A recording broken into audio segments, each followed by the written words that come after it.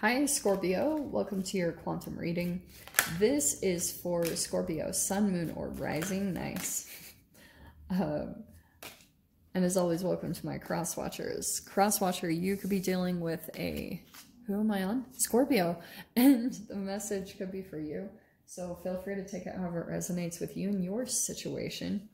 Keep in mind that these are general and timeless readings. And if you guys are wanting to book a one-on-one, my website information is down below in the description box. Just go ahead and subscribe your email there if you're not seeing any availability. And that way you'll get an email notification whenever the availability does open up.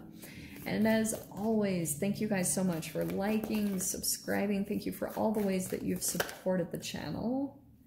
And let's dive in. All right, okay.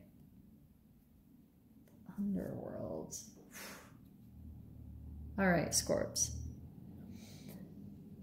Depending on where you guys are at, in some way, it's either that you're currently in this, you might not even realize it, okay?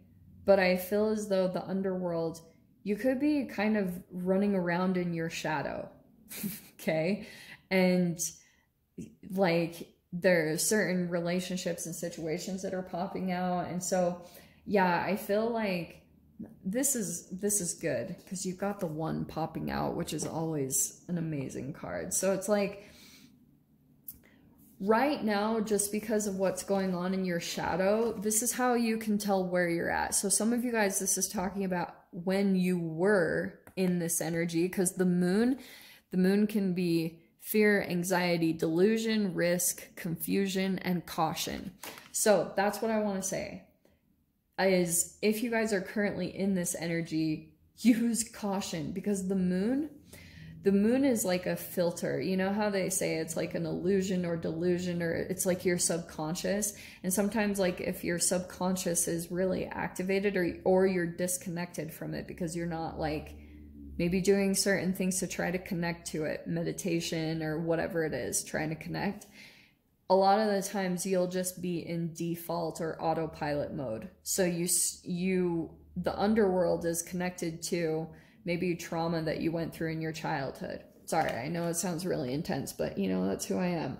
So it feels as though if you guys feel like you're in some type of a pattern and you can't really, like, things seem a little confusing, or if you're dealing with a particular person especially, and you feel some confusion, you're in some type of a subconscious thing, okay?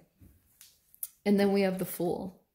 So that's why it's fascinating that that came out, because this says risk, and the Fool does take a leap of faith or a risk on something. And this is on a new chapter, but I feel like this is connected to your higher self. It's like your higher self is trying to come in and get through this energy to try to like light up where you need to take the risk.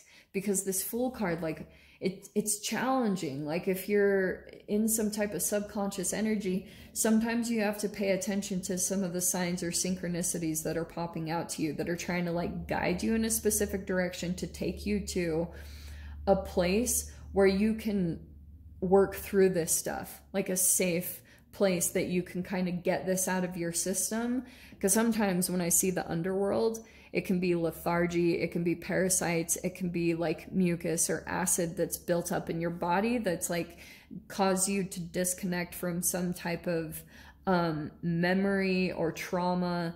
And so because of that disconnection, it's like causing all these crazy things to happen. Maybe certain people that you're attracting, and because this is like, look at the blindfolded, it's a really similar energy.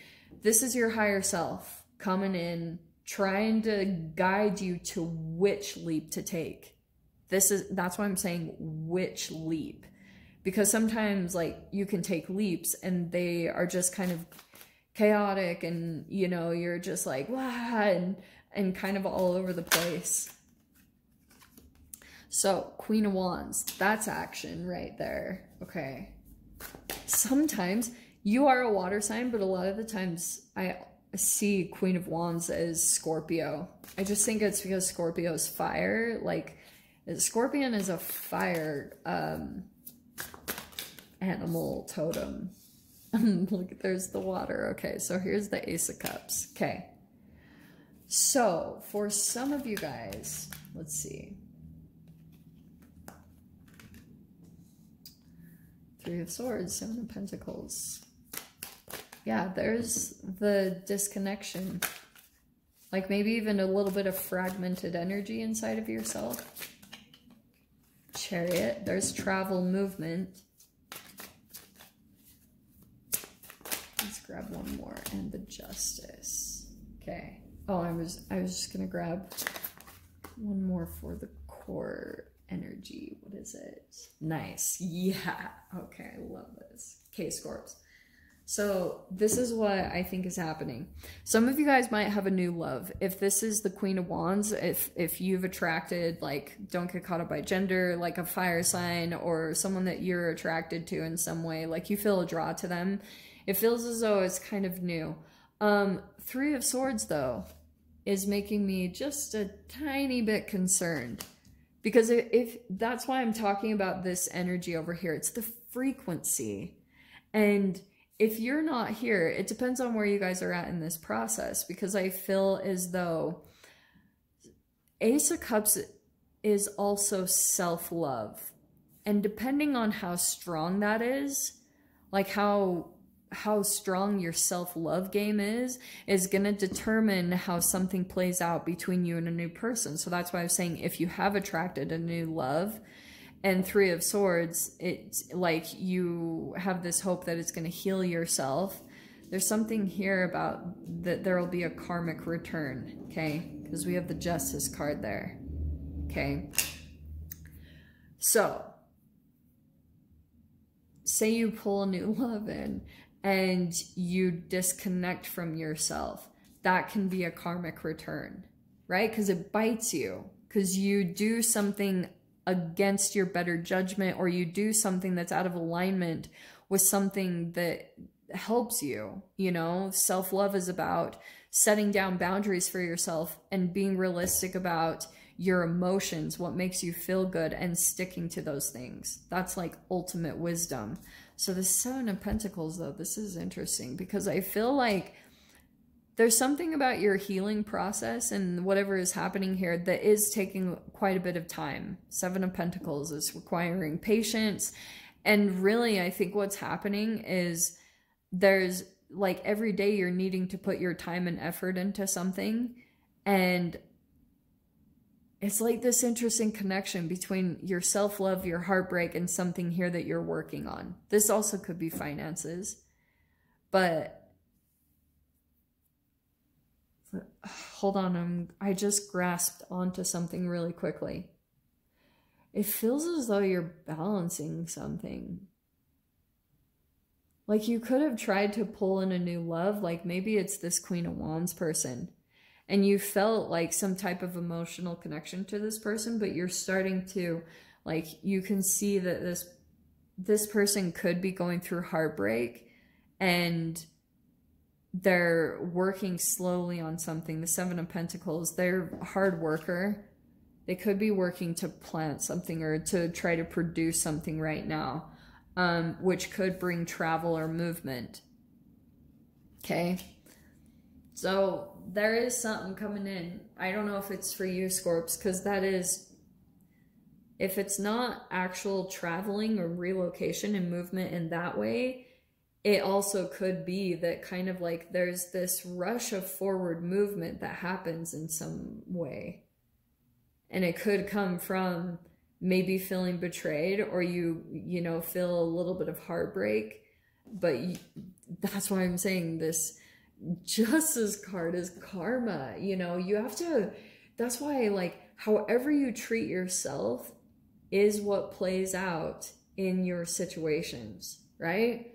So that's why I was saying, like, the more that you get connected with yourself, with your gut, with your cells and everything, and you start really paying attention to how you feel, that's how you're going to get on top of your karma. And so if you've continued to come into situations where you've, like, been on the side of getting betrayed and something happening to you, it's like once you get connected back to your body, that changes the karma.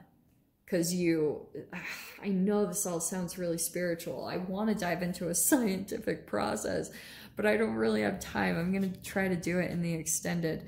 But you have the Fool card. There's a brand new chapter opening up. I feel like it's going to be more stable with this Page of Pentacles.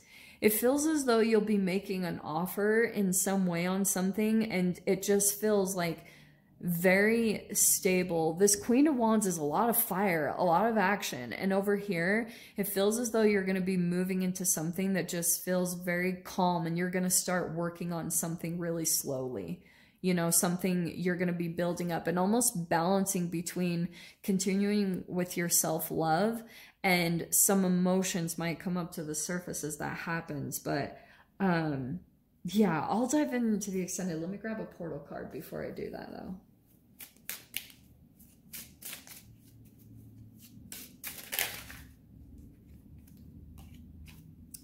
There is, oh yeah, wow. Portal for the heartbroken. There's some heartbreak there. Scorps. It's almost like if you're feeling some heartbreak, dude, watch the people you pull in. It's like you'll pull in people that are heartbroken, and sometimes it's good for you to just pull back and heal yourself and take some time to yourself. And there's the portal for the new beginning. There's your new beginning. It's coming out all over the place. So we'll dive into the extended. We'll see whatever else wants to come out on the other side. So Scorps, if you want to join me over there, feel free. Go down below, click on the Vimeo link, and I'll see you over there. But Scorpio, if this is where we leave things, I'm sending you guys so much love, wishing you all the very best, and I'll see you in your next reading. Take care.